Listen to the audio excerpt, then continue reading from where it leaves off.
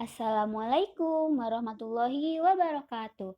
Adik-adik, hari ini kita kembali belajar tentang tema 7 kepemimpinan, subtema 3 pembelajaran kelima.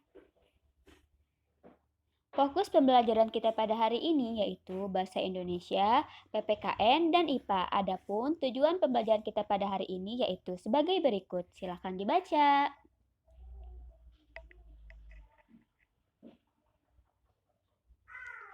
Memimpin diri sendiri saat melakukan kegiatan membutuhkan ketegasan dan keberanian. Bagaimana dengan kamu? Apa yang harus dimiliki saat memimpin diri sendiri? Adik-adik, sebelum memimpin orang lain, kalian harus bisa memimpin diri sendiri.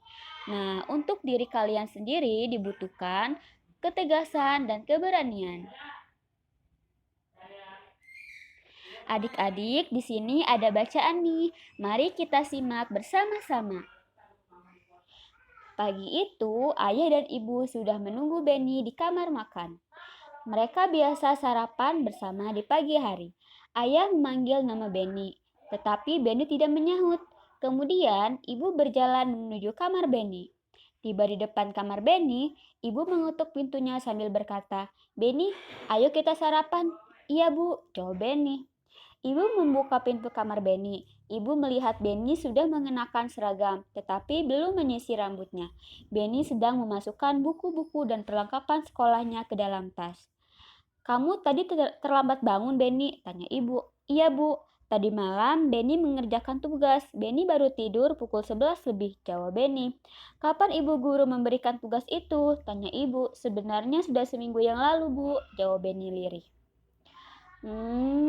Jika kamu dapat memimpin dirimu sendiri, pasti pagi ini kamu tidak akan terlambat bangun, kata ibu.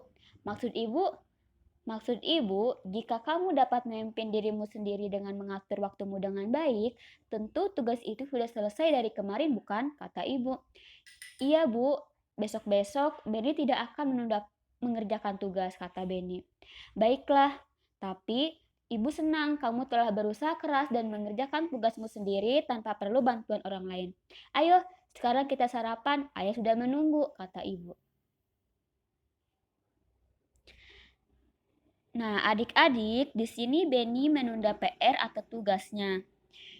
Di sini Benny ditegur oleh ibunya karena dia belum bisa memimpin diri sendiri. Kalau dia bisa memimpin diri sendiri dan mengatur waktunya, seharusnya tugas itu sudah selesai dari kemarin. Tapi karena Benny tidak bisa mengatur waktunya dan tidak bisa memimpin diri sendiri, hingga akhirnya ia menunda pekerjaan dan tugasnya. Maka ia harus mengerjakan tugas tersebut sampai larut malam. Dan bangunnya kesiangan. Nah, adik-adik, kalian jangan sampai menunda-nunda pekerjaan yang diberikan oleh guru kalian ya. Adik-adik, pernahkah kamu mengalami kejadian seperti Benny? Mungkin ada yang pernah, ada juga yang belum pernah ya adik-adik. Lalu, sikap apa yang tidak pantas ditiru dari cerita Benny di atas? Sikap bermalas-malasan dan juga suka menunda-nunda pekerjaan. Jangan ditiru ya. Lalu, sikap apa yang dapat ditiru dari cerita Benny di atas? Yang pertama, sikap bertanggung jawab. Walaupun terburu-buru, Benny tetap mengerjakan tugas yang telah diberikan. Yang kedua, yaitu berjiwa besar. Benny mau mengakui kesalahannya dan berjanji tidak akan mengulangi lagi. Yang ketiga, ia patuh kepada orang tua. Benny menuruti dan menyanggupi permintaan ibunya. Kata ibu Benny, kita harus mampu memimpin diri sendiri. Dalam memimpin diri sendiri, kita juga harus mampu mengatur waktu untuk melaksanakan semua hak dan kewajiban kita.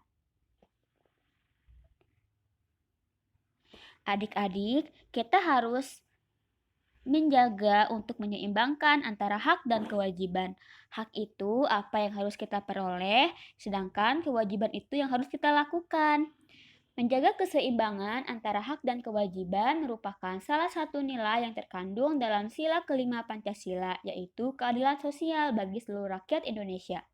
Berikut ini nilai-nilai yang terkandung dalam sila kelima Pancasila. Yang pertama, mengembangkan perbuatan luhur yang mencerminkan sikap dan suasana kekeluargaan dan gotong royong. Yang kedua, mengembangkan sikap adil terhadap sesama. Yang ketiga, menjaga keseimbangan antara hak dan kewajiban. Yang keempat, menghormati hak orang lain. Yang kelima, memberi pertolongan kepada orang lain agar dapat berdiri sendiri. Yang keenam, suka bekerja keras. Yang ketujuh, menghargai hasil karya orang lain yang bermanfaat bagi kemajuan dan kesejahteraan bersama. Adik-adik, tuliskan contoh-contoh penerapan nilai keadilan dalam kehidupan sehari-hari. Contoh yang pertama, mengembangkan perbuatan luhur yang mencerminkan sikap dan suasana kekeluargaan dan gotong royong. Contoh penerapannya yaitu selalu bergaul dan bekerja sama serta saling bantu-membantu antar sesama teman. Yang kedua, mengembangkan sikap adil terhadap sesama. Contoh penerapannya yaitu bergaul dan berteman dengan baik tanpa membeda-bedakan latar belakang sosial dan ekonomi. Yang ketiga, menjaga keseimbangan antara hak dan kewajiban. Contoh penerapannya yaitu mematuhi semua nasihat orang tua sehingga dikasihi dan disayangi oleh mereka. Yang keempat, menghormati hak orang lain. Contoh penerapannya yaitu tidak memotong pembicaraan orang lain saat berada dalam sebuah diskusi. Yang kelima, memberi pertolongan kepada orang lain agar dapat berdiri sendiri. Contoh penerapannya yaitu suka memberi pertolongan kepada orang lain, misalnya membantu teman yang kesulitan memahami pelajaran. Yang keenam, suka bekerja keras. Contoh penerapannya yaitu belajar dengan tekun agar meraih nilai yang memuaskan. Yang ketujuh, menghargai hasil karya orang lain yang bermanfaat bagi kemajuan dan kesejahteraan bersama. Contoh penerapannya yaitu tidak memberikan komentar negatif terhadap karya orang lain walaupun karya tersebut kurang bagus. Adik-adik, pada pembelajaran kedua, kamu telah membuat peta pikiran tentang menghadapi masa pubertas. Adapun persiapan yang dilakukan pada masa pubertas antara lain yaitu sebagai berikut. Selalu mendekatkan diri kepada Tuhan Yang Maha Esa, lalu mencari informasi, bertanya, berdiskusi tentang pubertas kepada orang yang mengerti. Yang ketiga, selalu berpikir positif dan melakukan perbuatan yang positif. Kemudian, banyak membaca buku pengetahuan. Lalu berlatih merawat diri sebelum puber datang, karena pada masa ini akan terjadi perubahan pada tubuh. Lalu, selanjutnya yaitu meminta bimbingan orang tua.